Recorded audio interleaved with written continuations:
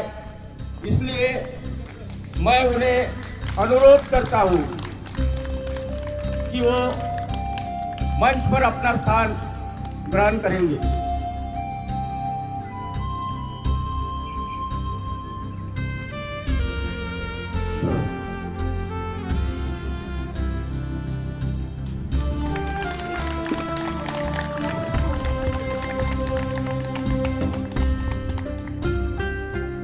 Sir का मंच पर आगमन हुआ है। मेरा एक अनुरोध है कि प्लीज मिस्टर राजेश सपकाल साहब उपस्थित हो। धन्यवाद।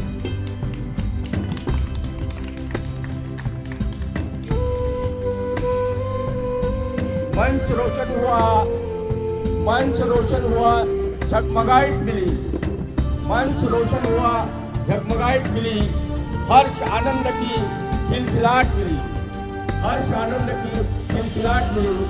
आपके आगमन से श्रीमान वर्मा जी, आपके आगमन से श्रीमान वर्मा जी, हर किसी के चेहरे पर मुस्कुराहट मिली, हर किसी के चेहरे पर मुस्कुराहट मिली।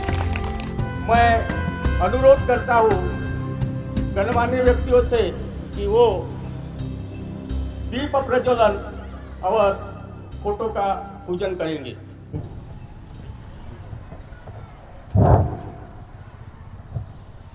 भूला न पाएगा काल, भूला न पाएगा काल प्रचंड एकता की आग को, प्रचंड एकता की आग को शान से फैलाकर तिरंगा, शान से फैलाकर तिरंगा बढ़ाएंगे देश की शान को, बढ़ाएंगे देश की शान को।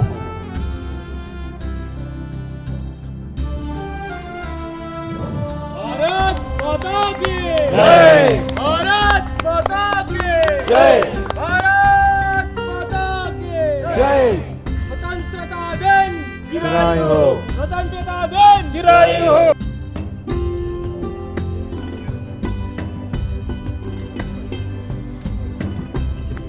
इसके बाद में सर्वोदय हेल्थ क्लब के मुखिया श्री वर्मा सर को विनंती करता हूं कि वे ध्वज स्तंभ का पूजन करेंगे और तिरंगे को फहराएंगे। इस कार्यक्रम की हमारे इस वार्ड के नगर सेविका गिरी मैडम और गिरी सर इस कार्यक्रम में उपस्थित हुए हैं, इसलिए मैं उनका स्वागत करता हूँ। भारत हमको जान से प्यारा, भारत हमको जान से प्यारा, सबसे प्यारा।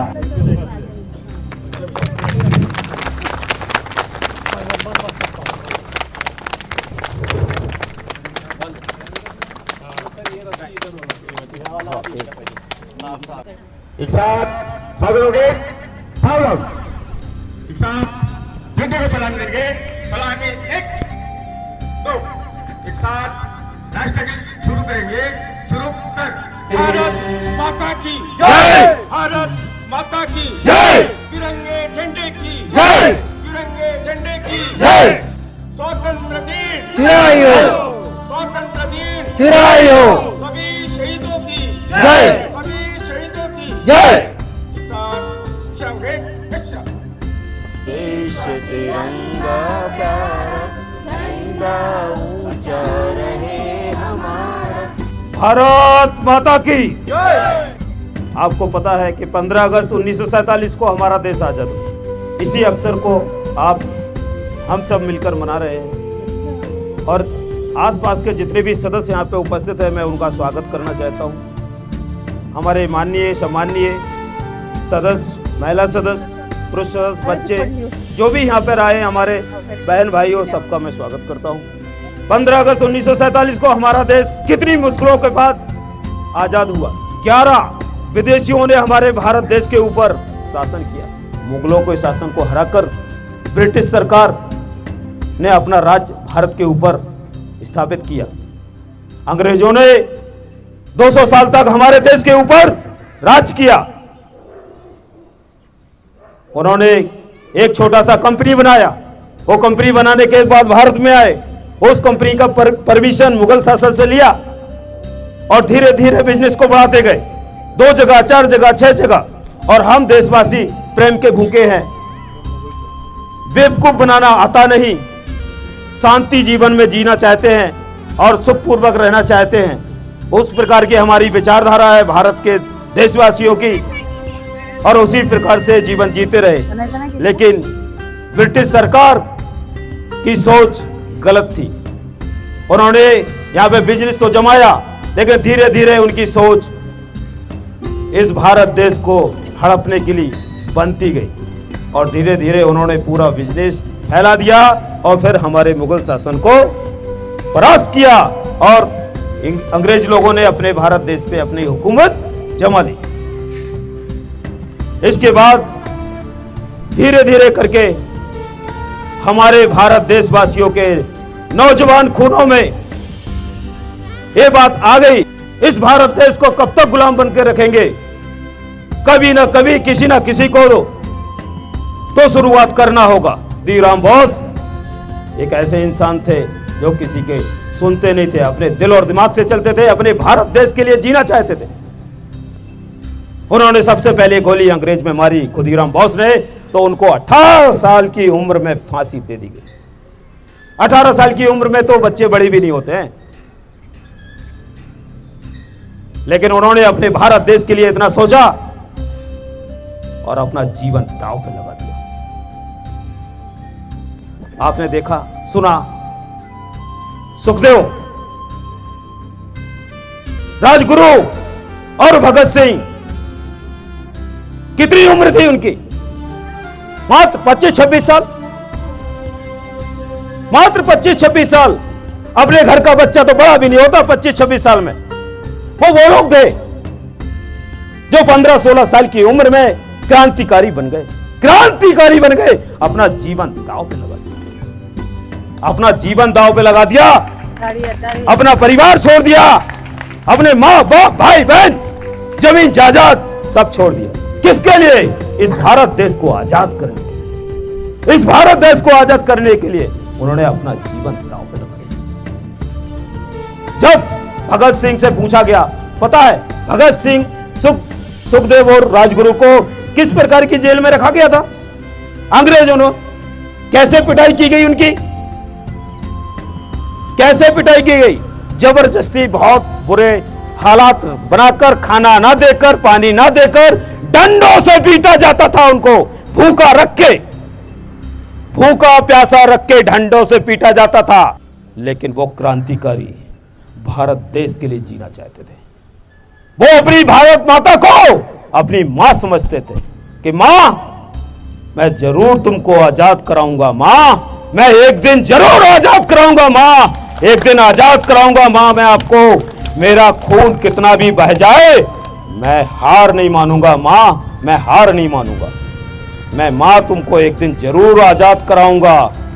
जब जेल में डाल दिया गया, जेल में डालने से उनको इतनी जगह दी गई कि केवल वो बैठ सके। आज की जेल में तो घूमते फिरते और सोते रहते हैं, एसी में सोते हैं लोग, उनको केवल खड़े होने के लिए भी जगह नहीं थी उस जेल के अंदर। उतनी सी ही जगह दी गई जितने में वो बैठ सके, उकड़ू बैठे रहते थे, खड़े नहीं हो पाते थे, खाना नहीं दिया जाता था। वो क्रांतिकारी थे जो अपनी मातृभूमि को बचाने के लिए पूरा जीवन न्यौछावर कर दिया। जब वो उनको फांसी देने का ऑर्डर हो गया, हमारे क्रांतिकारियों को फांसी देने का ऑर्डर हो गया, सुखदेव, राजगुरु, भगत सिंह जब वो जेल से निकल रहे थे, अंग्रेजों की एक चालाकी, फांसी 14 को देना था, एक दिन पहले फांसी दे दी, एक दिन पहले हमारे क्रांतिकारियों को फांसी दे दी। क्यों? क्योंकि उनको पता था यदि भारत के लोग भड़क गए तो इस जेल को भी जला सकते हैं, हमको भी जला सकते हैं। डरते तो थे, मन ही मन में डरते थे। मैडम को दे दो भाई। खुदीराम बोस, राजगुरु, भगत सिंह, सुखदेव, इन्होंने उनके दिल में खौफ पैदा कर दिया था, खौफ पैदा कर दिया था, तो वो डरते थे। नहीं तो वो ऑर्डर के अनुसार उनको 14 तारीख को फांसी देना था। लेकिन क्यों 13 को देना पड़ी? 13 को इसलिए देना पड़ी कि यदि भारत के वासी यदि भाग चुके तो हम बच नहीं सकते, हम बर्बाद हो जाएंगे। इसी कारण से उन्होंने एक दिन पहले फांसी देने का निर्णय लिया और तीनों लोगों को फांसी दी गई।